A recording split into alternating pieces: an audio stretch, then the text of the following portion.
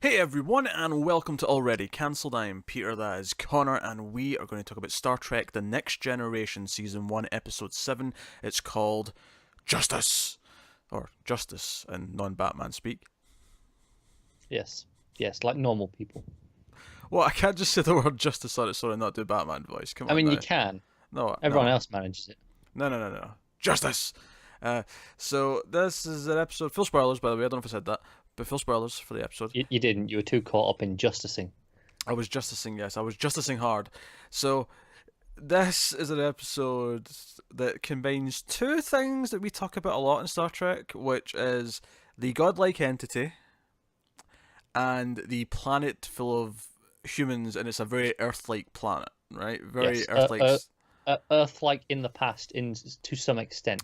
to some extent. This one's a little bit different. It's got a specific thing that it's doing, but Yeah. Yeah, they're all horny. they're all very horny.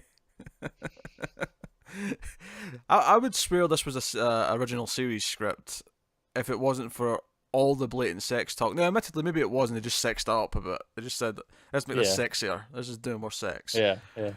Um, because they're basically, they beamed out this planet. It seems too good to be true to the point where Doctor Crusher's like, "Hey, the crew needs shore leave. We just helped set up a colony on another planet. Everyone's tired. Once they've investigated the surface, can we beam everyone down for shore leave? The kids too." Which, in hindsight, maybe the kids going down is a bad idea, just for multiple reasons. That's fine. We'll send the kid first. Namely being, so the away team, which is not Picard, but you got Riker there, you got Crusher, you got, and I mean Wesley Crusher, not not Doctor Crusher. Yes. Should specify that. Because he's definitely eligible for away missions. Yes, we got. Well, to be fair to Picard, he does say, "I want to know if it's suitable for children. Send Wesley down. He can assess Yeah. it." I feel like the point of responsible adults is to have the ability to assess whether something is safe for children. I feel like they get their answer though, because as soon as they land, like, so there's this couple run up to them, and the woman hugs Riker, and the hug itself is kind of fine. The big problem that stuck out to me during this hugging scene was the noises these characters were making as they were hugging. Yeah. It was basically like, "Oh, handsome man, oh." Yeah. She was basically orgasming as she was hugging him, She and then was. and then the guy did the same thing to Troy, and then Tasha. He's met Tasha before. Riker and Tasha had been down already. And here's the thing: so Tasha's getting a bit of a reputation on this show, She is a little, isn't she? as far as we're concerned, because between the Data sexual assault, that's what I'm And calling there's, it. this where they're like, "Oh, she's up for it," and she's like, "Yeah, I am." Yeah, not even just that, but when they're still up in the bridge of the ship, Riker mentions, "Oh, they're ready to make love at the drop of a hat," and it cuts to her, and she's like, "Any Anyhow, hat." Like, she's really excited by it. She's got this yeah, look in her eye. I'm serious. I'm telling you, this woman is dangerous. She's dangerous. she is. So that's there. And all after they've hugged everyone else, the woman goes, "Oh, it's a younger one," and she goes to like hug him and say, "Oh wait, how do I interact with you?" And he's like, "Whatever you normally do, I guess." And she hugs him, although notably it was a very timid hug compared Yeah, to the rest of the characters. And then they're like, "Hey, do you want to go and meet everyone in the lounge or whatever it is, or do you want to stay here and play?" And Riker's like, "Play?" He's like, "Yes, play, make love." And then all kids are like, I guess so. And then she looks over at Wesley and goes, no, no. Wesley's like, "I'll just go on my own." "Oh, that's right, that's right." He says that. And then she's like, "Oh, wait, this is unfair to him. He can't join in." And then they sort of send him off with other kids his age. And I thought, what did the kids do, though? If this society is obsessed, and I say obsessed, to its credit, in a relatively healthy way where everyone seems happy. It's not like, Yeah, we're in dominatrix land here. Everyone seems very happy and just free to just do sex all the time. Fair enough. do sex. Do sex, yes, that's what they Yeah, do. They do sex. But what do the kids do? And what's the age of consent on this planet? Like, what is yeah, consent on this planet if everyone's just always up for it? Like, I don't. yeah. These I are laughed when questions that need to be asked. when Wesley goes off with the other kids, and they're like, "Oh, can you teach us a game?" And he's like, "There's some stuff I haven't learned yet." Yeah, he's feeling. I will admit, I think Wheaton's acting in this episode was a little bit iffy in places. A little bit. Yeah. I'm being kind, all right. I'm being kind. Don't pull no And punches. and the girl, it turns out, wants to just learn to play sports. She wants to play ball. Yes, and he needs a bat, but apparently they don't have bats. They don't have bats, so they try and find a stick. Yeah. I don't know. I don't know what's going on there. But anyway, so this is all going on, and they eventually learn that the rules in this planet, there's very little policing because there's no crimes, and there's no crimes because, and this sounds great at first. They're just kind of Tasha's enamored by this, and Worf comes over, and obviously Worf's down here as well. I didn't mention him. He's not very amused by all this lovey touchy feel good No. nonsense. He would be if they were Klingon, but unfortunately he's like, do you know what? I've got to restrain myself too much, or I'll break them. Yeah, so, human women are too fragile, as he puts it. Yeah. I actually kind of like Riker's response to that. He's like, you know what? From anyone else, I'd assume that was a bragging comment, but from you, Worf, I kind of believe it. I just believe it. Yes. Yeah. But so they find out that there's been no crimes because every single crime possible is punishable by death. So everyone's just been good since they started doing Yeah. that. So there's some sort of lawmakers in the idea that they patrol, they pick an area at random and go, right, we're checking here. If we see any crime, you're dead. It's not even just that they're checking it though, because after Wesley gets into trouble, they then say to them, if this was still the active zone, you'd be in trouble now too. But it's not. It's only when the zone itself is active. Yeah. So the other zone's active, so someone else is off to check it, right? Presumably, yeah. But it's not just that they're there, because even though they've done technically a crime in front of them, it doesn't matter because this zone is no longer being policed, as it were. Yeah. They're off duty now. So you get away with it. Which seems a bit murky. So I did think it was a bit on the nose that the example they have Tasha brings up. So even if someone like says, steps on grass, it says do not step on this, right? And then a scene later, Wesley trips over a little fence into a garden. I thought, couldn't the example in the previous scene been something else that was completely different, just so that it didn't feel like almost the exact thing that they just talked about? And also it ended that scene, where she's like, oh yeah, what if they go on the grass, and she goes, but what about the kids? What about Wesley? And then immediately cuts to him about to do something wrong. I'm like, come on. Yeah, it was just too on the nose. Like, it'd have been fine if the example she asked about was like, oh, what about jaywalking or something like that? Just something other simple thing. What about walking? Because everyone runs. Just walking. Maybe walking is a crime. What if someone steals a piece of fruit because they're hungry? And sure, the answer to that may be, well, we don't have capitalism here. All food's all free because we're all hippies and do nothing but sex. But so Wesley gets imprisoned, and Riker and that have to kind of defend him. And just for the record, Wesley's been an ensign for 2 episodes now, and he's already caused an intergalactic crisis on a planet. I just want to point that out. Yeah, bit of a shithead, isn't he? When they said they were going to kill him, and he's like, "Were you really going to kill me?" I'm like, "Let him do it. Let him do it. This is your chance. This is your chance. Let him kill him." Yeah, it's like this is how you redeem the show. I don't think. Do you know what the sad part is that early on when the hugging was happening, all the sex noises were happening, I was thinking, oh, this might be like Naked Now levels again. This might be like just as ridiculous as that one. After that scene, though, it kind of just got more mundane. It did. It was kind of just always there in the background, but it never did anything with it. Because my biggest complaint actually is because they imply that everyone just has sex all the time. That until a scene later where they're in the parlor or whatever it is, and there's people like kissing around, I actually said, well, where's all the sex in the background? I feel like if people are having sex that often, just that casually, shouldn't there just be people in the background like at it? And then to be fair, there was. Was there? Well, not like as blatantly, but it was clear what was going on in some of them in the background. Well, that was in a later scene, but in the scene, the hugging scene, and they're walking through like the outside area. Like there was, at no point was there any like someone lying down somewhere over. No, not outside. They were inside though. They were inside, yes. I guess it was just kissing, so it was pretty tame for. But I'm not saying I wanted it to be raunchy. I'm just saying. No, but you got the point, right? I'm saying that given what they describe, it should always look like an orgy. Yeah. There should be dogging happening just all over the place. I was shocked they were only ever in couples, to be quite honest with you. Yeah, that's the other thing. Yeah, they should be in like weird groups of like whatever numbers. Yeah. Yeah. You'd have thought, wouldn't you? Yeah. It was all straight relationships as well. There was no gay or anything like that. No. Was the 80s though. Yeah. Well, yeah, again, but in the context of what they're telling us on the show. Yeah. That also explains why it's just kissing. I'm saying in the context of what they're telling me about this free-loving society who likes to have sex with everyone. I agree. Yeah. I So, agree. But yeah, so I was hoping it, because it was very clear very quickly once you saw the costumes these characters were wearing, this was going to be a bad episode, and that's fine. But I was at that point I was thinking, oh, this is going to be Naked Now levels of fun bad, and it never quite got there. It calmed down too much after those first few scenes. It's not even the worst episode.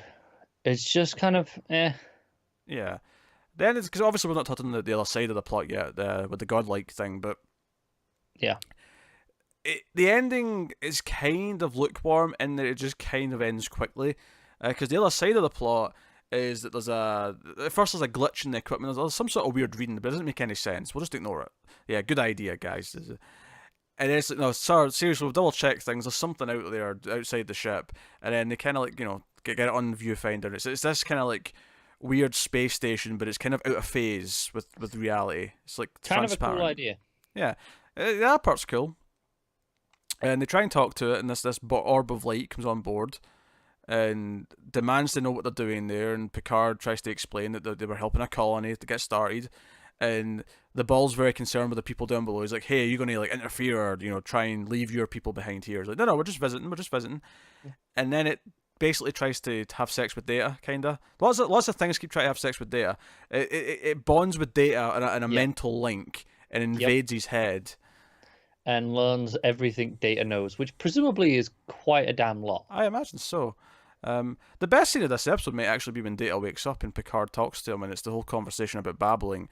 And that's pretty good. Because I love how he says, "Oh, you don't babble, Dave." He's like, "I don't babble, sir. You ask for information. You might critique the order and the manner of which I convey the information, but all the information is very valid." Yeah. And then he's like, just answer the questions concisely and to the point. So he does, and then it's like, come on, more information, go on. Yeah. There's not found a happy balance between them. Yeah. Not as of yet, but no, those scenes were fine. I felt they could have done more with the idea of Dr. Crusher finding out her son's on trial for murder.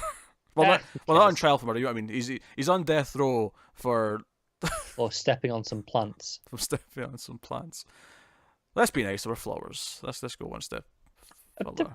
Flowers are plants. They are, but I mean, my sentence was still correct. Plants could be just boring things. Flowers can be prettier. What I said was still right. No one's precious about their little square of weeds, but they're very precious about their flower bed that they've spent time and care picking. I mean, maybe not weeds, but I mean, what about like a tomato plant? People are very precious about their tomato plants. I couldn't think of a fruit. I couldn't think of a fruit or a vegetable that was a plant.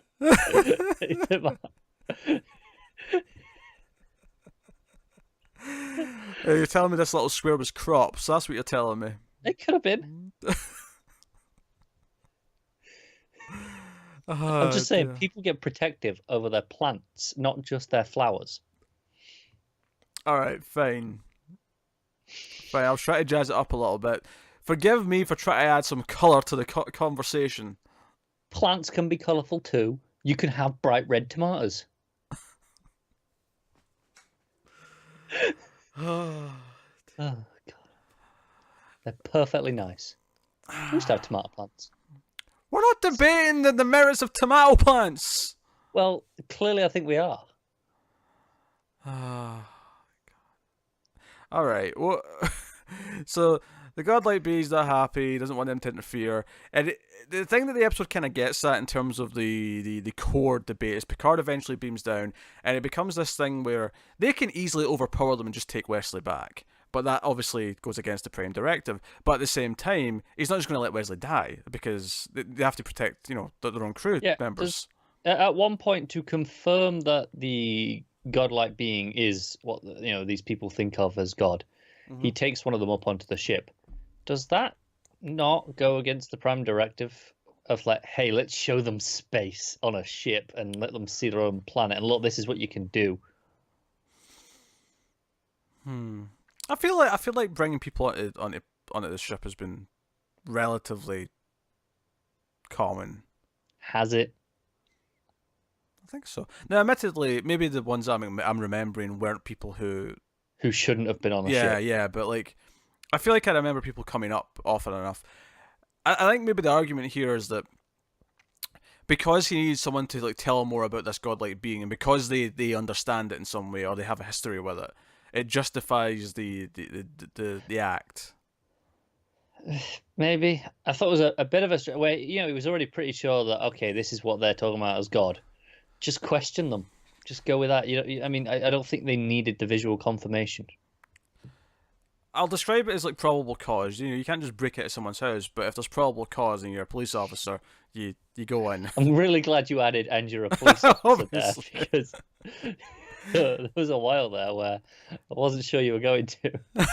Hey, to be fair, I'm pretty sure if I think someone's dying and I break in their door so that I can get them to an ambulance or something, I'm sure they'll be thankful later. Not if they're not dying, they won't. Well, assuming that I'm right. Big assumption. Fine. All right, fine. If I think you're dying in the future, I'll just let you die, just in case. I don't want to That is overstep exactly bounds. the kind of society I expect. Don't want to overstep any boundaries or anything. Exactly. Just saving You leave the lives. sanctity of my home alone. Like a damn hero. You heard me. You're no hero. I'm a hero. I can. I'm not doing it. Look, just because this episode is called Justice does not make you Batman. That's not what I was getting at. I was going to crack a joke, but I decided not to for two reasons. One, the thought of saying a line from a Enrique Iglesias song kind of hurts me to my core. Also, the implication saying it to you is that I'm calling you a baby, which I also do not want to do. So I backed out. Good choice. Yes. Yeah. So that's meant to be what the core debate of the episode is like, how do we do this without breaking our rules or without infringing upon what their rules are? But they're horrified, like, oh, we can't not like kill him, like that's what keeps things in line. And ultimately, I You like just actually shout at the sky and saying, "Hey, we break some rules sometimes." yeah, but basically they convinced the godlike being to let them because it blocks their their transporter, and they basically convince it by saying, rules, there is a rule book, but you have to life is a, what was it Picard says, life is an exercise in exceptions. Yes. Like you have to be able to judge things on a case by case, blah blah blah. And Riker says something like, you can't just have a to the T rule book that just defines everything. It doesn't work that way. It can't work that way. Yeah. And I actually agree with their points. They both make complete sense. Do you know what one of the biggest problems though is? Yeah. That up until they arrived, it had very clearly been working on this planet. Working, yes. And because at one point Picard almost kind of insults them, where he says, "Oh yes, we used to have a death penalty a long time ago, and we improved and got better." And the guy's like, "Oh well, I guess we were quite primitive and not as advanced as you. We're just this little backwater planet."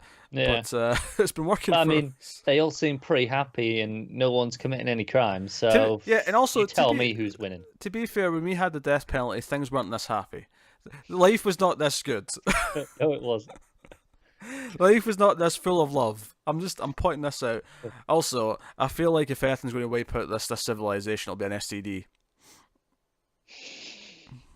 Oh. One of them is going to have sex with something they shouldn't, and then all of a sudden, the entire colony is just going to. That's it. Yeah. The kids will be left potentially because they shouldn't have been at it. Shouldn't have been. We don't know what's going on though. We don't know what crazy. It all seems very happy, but who knows what's happening behind closed doors? Yeah, exactly. Weird deranged shit. I don't know if they do have closed doors. Well, yeah, they don't need to. They just have sex in front of everyone all the time. So why have closed doors? Yeah. Yeah, it gets cold. That's why they have closed doors. Fine. There's a climate, Stupid damn it. weather. It gets chilly in the evening. They might not. It might do. It might. It could wear very well, but there's no guarantee. Yeah, but if you're in a really warm climate, it'll feel cold to you at night just because you're used to that temperature in the day. Sure, but alternatively, you're just used to it. Maybe maybe you just It's just normal. Yeah, but temperatures drop at night. They do. But what I'm saying is, it might, if they've never known, if they've never had doors or warmer clothing, it's just this is normal. It's like, well, whatever, you get used to it. Maybe they don't drop that much. Your argument is that if they were never used to having doors. Look, all I'm saying is, when I have been in some hotter countries, and it's been far too hot during the day, the temperature has dropped at night to still a very reasonable temperature. Yes, to you, because you're used to a colder climate. No. Even to locals are like, yeah, this is still fine. This is still casual. Okay. So, screw you. They have bad winters. Do they balls? They do. They absolutely do. Paradise doesn't have winters. Everyone knows that. Oh dear. So yeah. So they basically convince it lets them beam out, and that's the end of the episode. So And then it vanishes, and they're like, well, guess that was that. Shame we didn't learn more. They agree to remove the colony they just established, though. All that work they did before the start of the episode, they're going to have to go back and undo. Yep. Because this godlike being, and we're kind of godlike being. I mean, they basically discover throughout that it's probably just kind of like them, but just more advanced. Like we are to the people on the planet, this being is to us. Yeah. So it's not too unreasonable. No.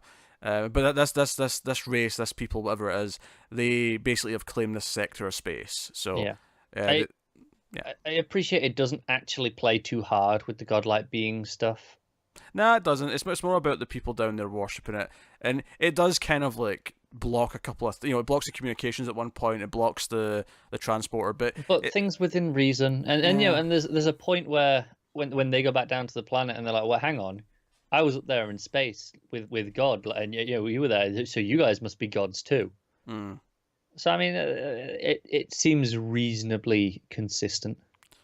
Yeah, like it's not like as much as this is not a good episode. No. It's not the worst episode by any means, and we have definitely seen worse original series episodes. I think we've seen worse Next Gen episodes. Well, that's true too, but I mean specifically with the godlike beings, we've seen worse godlike being episodes. We definitely have, yeah. Yes, yes, yeah. Code of Honor is garbage. I know, it's just, yeah, I really wanted to make sure that we are in agreement that was utter shite, and this was mildly mediocre. I have to admit, though, I am really, really enjoying the development of Tasha being a sex fiend. Yeah, I'll be honest. All the stuff with her, Riker, all those back and forth banter stuff in this, that was pretty good. Yeah, the character stuff was okay. Yeah, can't fault it too much. All right, there you go. That has been, what was it called? Justice. Yes. God, how could you forget? Justice. Hey Bruce, honey, what do you want for dinner? Justice. So. Do you want fries with that? Justice. So that has been Star Trek Next Generation Episode 7. You can let us know what you thought of this one in the comments below. Like, subscribe, all that stuff. Get us on the Twitters at mailed_fuzz for channel updates.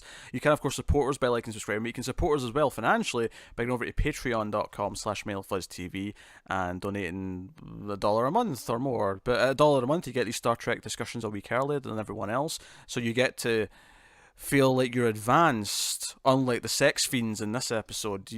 People on YouTube, and I'm about to insult you all here on YouTube, you're the sex fiends on the planet. Yeah, this is how you get people to go and donate money to you. Just insult them all. The people on Patreon, you're Starfleet, right? That's the distinction. Are we the godlike being? You're the godlike being.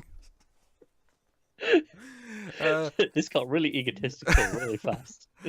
I didn't plan the godlike being when I started that. You just went there. So you could do that. We also have merch now. There's a merch store. There'll be links in the description if you want some merch. Yeah. So that's just cool. Whatever. So there you go. That is Star Trek Episode 7. We'll see you guys next time for Episode 8. In fact, yeah, I don't know if I did this last time, but we did start doing a thing where I look at the next one. Didn't we? The next one's called The Battle, and here's the description on IMDb. Beware Ferengi bearing gifts. Oh, we'll get Ferengi back again. Captain Picard receives a Stargazer, a ship considered lost that he once commanded. That sounds potentially interesting. Sounds okay, yeah. It's 0.8 up on the average rating from this one, so. Okay. All right, I'm cautiously optimistic about episode 8. But there you go. We'll see you guys next time. Thanks for watching. Keep watching Star Trek and sci-fi shows and all that stuff. And to everyone but Connor, live long and prosper.